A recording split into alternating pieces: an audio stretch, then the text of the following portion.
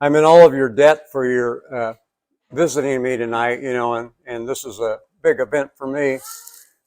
40 years ago, I started this book, so this is nothing. This is no flash in the pan. And I want to thank everyone for taking time out of their busy schedules to come to make my book signing a success. And I want to thank Dylan and the rest of the staff here at the Prairie Fox Books on LaSalle Street in Ottawa, Illinois, for their hospitality. We're going to do a video of this event. It's going to be on YouTube. It'll be interesting. Lucas here, he really knows his business, and so I'm looking forward to watching what he does with this, and I hope I do him justice. Anyway, so we're going to video, as I said, and if anyone in the media would sees this and would like to contact me, I can be reached at 815-431-8223 or bainwetmore@gmail.com. The title of the book is Happiness Times 2, Live Each Day Like You're on a Vacation. And I used that title for 3 or 4 or 5 reasons, but one of the main reasons is I wrote section 1 40 years ago at a time in my life when I felt I should be doing an inventory on my life at that point and where I was headed in the future. And the Greek philosopher Socrates said, "The unexamined life is not worth living." I agree with that myself. Some people like to have their head in the ground and this and that, but I believe in facing life and trying to make decisions that, get all you can out of the life you have. I thought it was time then to start examining my life. So the writer Henry David Thoreau said that he had never met a man who was fully awake. And the writer Les Brown, who's still writing, said, most people are sleepwalking through life, and when they reach the end, they wonder how they got there. So I think I see a lot of people like that. And with these thoughts in mind, I began to examine my life and found that there were things that were limiting my health and my happiness. And I began to eliminate them and add other things to my life that would make it a better and happier life. Then I thought what I had learned could help other people. So that's when I wrote section 1 of this book. It's written really as a course. You could take a year reading this and then stopping and then reading the books in each section. But you could also read it where you read and then find a section that you think, well, that affects me. That involves my life. Maybe I should study that. So there's maybe 3 or 4 books in that section that you might want to look at.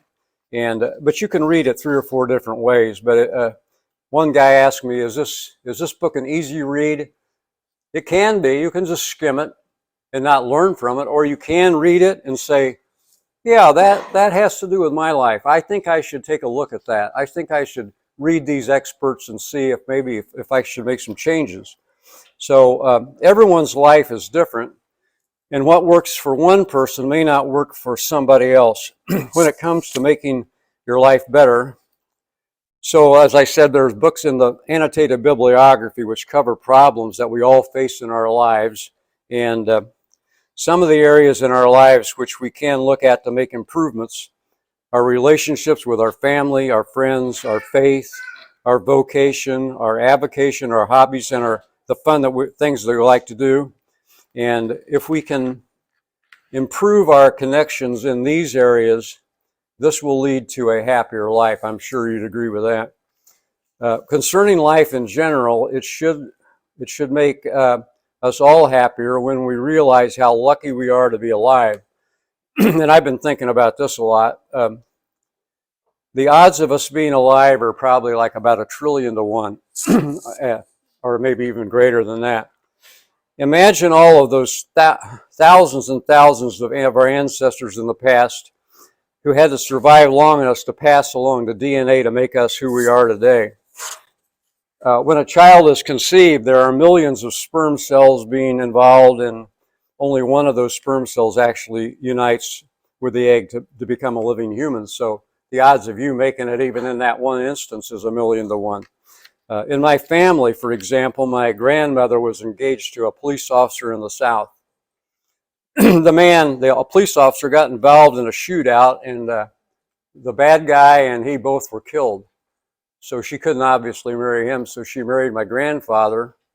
That's the only reason I'm standing right here right now, is somebody was murdered, so anyway, on the other side of the family, on my mother's side, we visited a cemetery over in Indiana, and it was about the 1850s. There were 2 large tombstones, a mother and a father, 4 or 5 smaller tombstones. Those were children who died at birth. Before they were 5. A lot of kids didn't make it. And finally, there was a medium-sized tombstone, which was my great-great-grandmother. So that's the only reason that I survived, that I am alive, is because of her surviving to breed. Anyway, in December 2019, when COVID caused the country to lock down, I thought I would do something positive and complete the book on happiness by writing a second section, which would include everything that I had learned in the last 40 years. And there have been a lot of things that have happened in the last 40 years for the better. Like I say, I'm happy to say that I personally stopped smoking, and I stopped excessive drinking and other things like that, which I think have made my life happier and better. And everybody can do whatever they want to do. But as of 2000, 89% of Americans said that they were satisfied with their life. Today, as I understand it, that figure is between 12 and 13%. And over 50% of American families have only $1,000 in the bank, so they are living paycheck to paycheck. I believe 1 out of 5 Americans is suffering from depression, and also the average American has only 1 friend that they can confide in. Anyway, these are all sad figures, and 20% of Americans have no contact at all with their families. So family, friends, faith, all these things are important. If you don't have contacts in these areas, you're like driving a car with a flat tire, right? That's not good. So anyway, while this is all negative, one positive thing has occurred in the last 40 years, and that is the field of positive psychology. Psychology used to concentrate only on mental problems such as neurotics and psychotic people, but then the question was asked, what about the normal people? What about their mental health? So the field of positive psychology has developed, and positive psychologists say that 50% of our happiness quotient is inherited by our genes. So that's half of it. And I see little babies that are smiling and happy and little babies that are sour.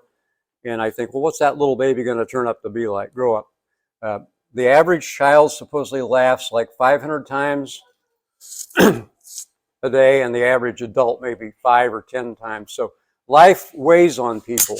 And anyway, positive psychologists, as I said, they say that 50% of our happiness is inherited. Then they say 10% is caused by our environment or the media. Whenever I tell people that, they go, I think it's a lot more than 10%. And one person I talk to all the time made the comment that the news media says if it bleeds, it leads. If it's a lead story, it'll be one, how many people were shot today in Chicago? How many? So it's this negative stuff. I mean, if you want to be happier, just take a vacation from the news and your spirits will probably be lifted. But you might almost feel guilty that you're not one of these victims because you keep reading about them all the time. Actually, statistically, 1 million people a day die in this world. 1 million. People don't think much about that, but that's what's going on. A lot more than the people shot in Chicago. I mean, it's, people are dropping dead all the time. Anyway, so it's an imperfect world, of course. This is if you, for example, have 50% of your life that is genetic and 10% that is the media, that leaves 40 to 50% of your life, which you could use any way you want to improve your life, to have more fun, to blah, blah, blah, do whatever.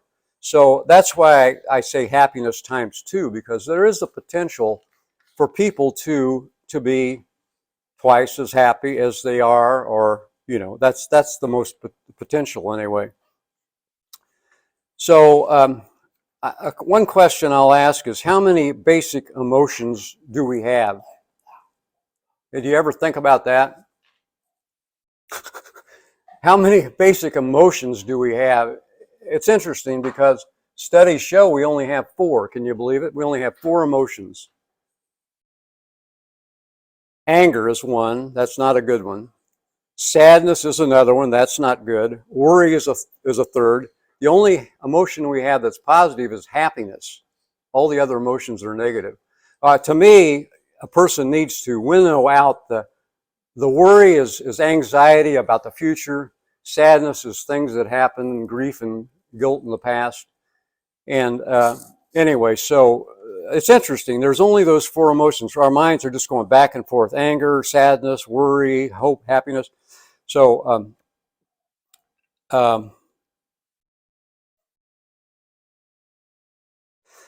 one of the ways to get around this problem is the art of learning to live in the now. I think some people call it mindfulness.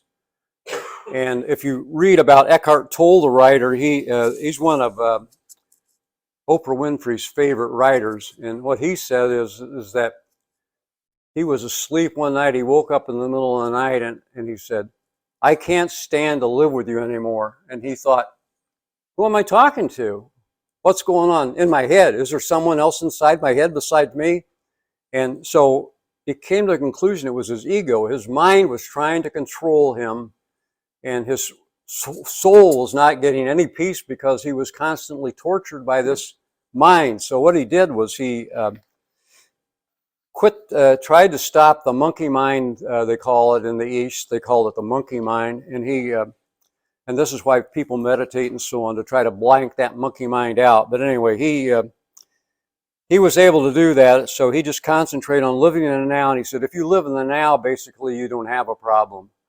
All of your problems are basically something in the past, something in the future, something you're worried about. But if you just live for the day, you probably don't have a problem. So that's, I think that's an interesting way to look at things. And if you ever get a chance to visit Oprah Winfrey, you'll find a stack of his books on the by your bedside, because he's one of her favorite people. I've lived long enough to experience just about everything life has to offer, I think. And I've tried to mention things which could help other people who are now, say, in high school or college. They're young. In the book, there are things like find a mentor, somebody who can teach you, tell you, this is what you should do with your life, and those types of things. A lot of people are just, they're shifting, they're lost, and they need direction. So, for example, in Chicago, I read a statistic. There's 24,000 young men between the ages of 16 and 24. They're not in school and they're not working. So what do you suppose they're doing all day long? Nothing good, you know. And so that's why it's sad that these people are not getting some kind of care, some kind of attention, some kind of mentoring, not by gang people, but by good people. And so by reading this book, much of the insights I've gained concerning life and the pursuit of happiness will be presented to you for your evaluation. You may find some of the thoughts eye-opening, and you may want to reject others and say they don't apply to me and I don't agree with what you're saying and all that. In either case, you can truly say, I've examined my life and I am happier with the way I am headed now than I was before I read the book.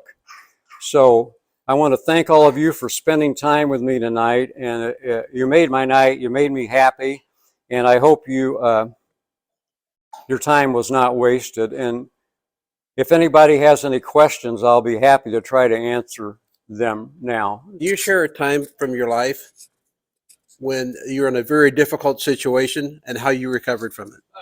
Well, yeah, I would say my main my main real problem was I would say alcohol, and to be ratting on myself. I wrecked a lot of cars. I I did well a lot of things that are embarrassing to talk about. You know what I mean? And alcohol is a problem. And it got to the point where I'm not going to go into all the lurid details, but I reached a point where I decided I can't continue this. I thought I have to do something. Well, uh, I was before a judge, and I told the judge, I said, I'm going to go to Alcoholics Anonymous. And he goes, why would you do that? You're not an alcoholic. I said, if I'm not an alcoholic, what am I doing in here being charged with drunken driving and blah, blah, blah. So I said, I know what I need to do for myself. So I didn't go to a lot of the meetings. It's a beautiful, humble group of people. I attended here and over in Indiana, a few places. And it's a really nice thing to see people getting together, helping each other. And I'm very glad I had the experience. And one of the reasons I actually did it was so that I could experience that kind of program for my own education from the inside. I could have read about it. I didn't have to go. I could have, I have no problem and all that. But I figured this is set up for a reason. If you've never studied it, there's a little book. I have it still. It's called The Little Black Book. Every day has three things: a prayer and a devotion and a thought, and you can read that every day. And when I got it, I bought one for my father. He said, "That's a beautiful little thing." And then there's the big book, the big blue book, which is about how Alcoholics Anonymous started. I think a guy named Bob and then Bill and these two guys, and they did actually a wonderful thing for people. Well, of course, there's Alcoholics Anonymous, Narcanon. There's all kind of other groups that are self-help groups, and in the book I have a list of hundreds and maybe thousands of books or groups that will help you. You know, Parents Without Partners and all these other things. They're all there for people to get help. And I don't think anybody should be too proud, you know, to seek out help. Anyway, so you've got one life to live and you want to live it as happily as you can. So that's my answer. I could probably tell you a bunch of other lurid stories. I didn't really give you a real crime. I didn't say how I hit the tree at 80 miles an hour and blah, blah, blah. But anyway, so I hit a tree at 80 in my Corvette, but I just sideswiped it. So, I mean, I should be dead. A lot of my people in my high school, the boys are dead from drinking. And the odds of being killed in a car wreck are 80-1. And there's a book that I read about a lady who was the coroner in Los Angeles, and she said most of the people, the bodies that she sees, they died like 10 to 20 to 30 years before their time because of poor habits, accidents, murder, you know. So people aren't really aware. They're not thinking. They're sleeping. You know, they're not awake. They haven't studied and they haven't gotten the counseling, the mentoring, and all that kind of stuff. You know, so I'm proud. I'm not claiming I'm perfect by a long shot, but I'm proud of the efforts of things that I did do that I think are better. You know, so I mean, thank you for the question. Anyone else got a question? What? She was talking about the four main emotions, Uh-huh. and that fear was one of them, and that you were curious of what the other three were again. Anxiety. Yeah, well, that's worry. But here's an interesting thing. Now, just for me today, I could be scared up here because of listening and talking and blah blah blah blah. But the I read or heard a thing. I thought it was really good. The man said, "You can look at this one or two ways. You can say I'm fearful and afraid, or you can say I'm excited and happy. It's sort of the same feeling, fear and excitement, you know, like getting on a roller coaster. You know, you're thinking, oh boy, this is scary. Oh, this is fun. So you can look, you can twist, turn it around. You can say, I don't want to get up there and talk to those people. They're judging me, or I just can't wait to get up there and get my ego out. You know, this kind of, it's sort of two ways to look at things, a positive and a negative way, right? That's what I think. I got a question for you, Bane. Let's say reading your book a little bit, I recognize it as a resource or a guide if I'm at a spot in my life where either A, I haven't taken an evaluation and I'm looking for something different and this prompts me to, kind of in a coursework. Let's say I choose one of the options that you mentioned in your book, and I get to a spot where I'm like, oh, yikes, I don't know if this was the correct way or the correct path, however I want to define it. What do you recommend to someone at that point who's tried something, yet perhaps that time it may not have been precisely the correct choice? Or do you have any thoughts about how to feel in a situation like that? I think I think there's lots of resources that you can contact people in medicine or wherever, maybe government, that have experts on their staffs that you can advise you, right? Uh-huh. Maybe say, well, look at it this way, look at it that way. So that would be one thing to do, to see what's available out there. And of course, you're a religious person, so the church is another place. They provide counseling. So there's and a mentorship. If you could find someone in, say, a teacher. There's a study that shows that students in college that had a favorite teacher that helped them were a lot happier than ones that were just set adrift.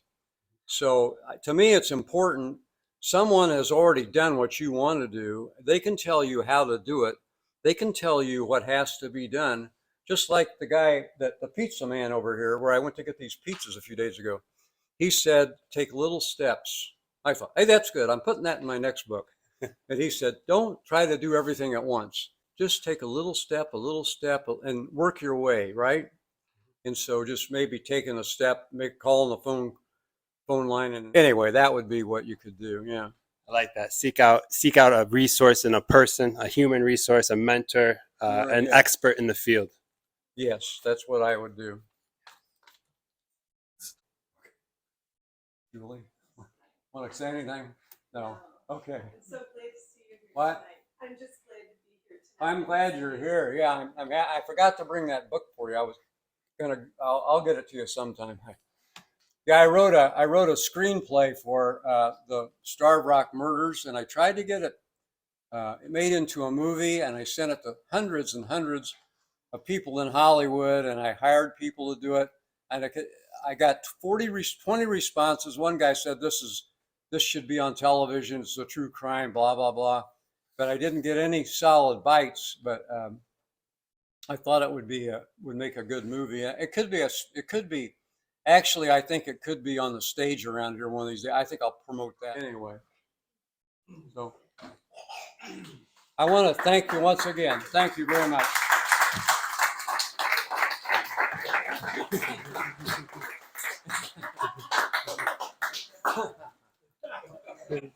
Richard M. Nixon. Hi. Hi there. Thank you for coming. Congratulations. What? Did you sign like this? To Dave and Jana, of course. Dave and Jana.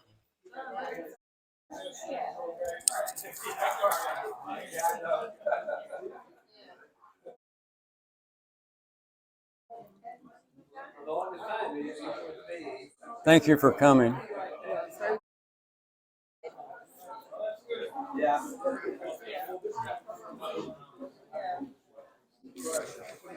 Oh yeah. You can. I'm gonna get a picture. I'll post it on Oh, Facebook thank for you. us. Nice. I don't even recognize you in this clothes. Oh yeah, I'm all Not good. at all. I know. Wait. Very nice. Thank you very much. Congratulations. Thank you. Thank See you you. soon. Yeah, now we got to get Best this. of luck to you. We got to get this book sold now That's right. Well, I'll post to it a on million Facebook. people. That's a huge favor. Can we reenact that? Hi there. How do you do? How I do. You Good to don't see you. remember me. I think we met once. Yeah, your face is familiar, but I worked with Mary. And, oh yeah. uh, Tell me your yeah, first name. Ken Bach. Ken Bach. Yeah, she always used to talk about Ken. Yeah, cool. Yeah. Cool. I Yeah. still live over in Germania Drive. Oh, okay. Yeah. Well, I'm glad you could come and visit. Nice. Yeah, well, I thought, gee, that sounds real good. Did you? I can get a copy. Can I take this? You can buy one. Yeah. I'll buy one. Thank you very much. Thank you. Yeah. He'll be glad. You want me to sign it for you? Okay. It could become a collector's item. You never know.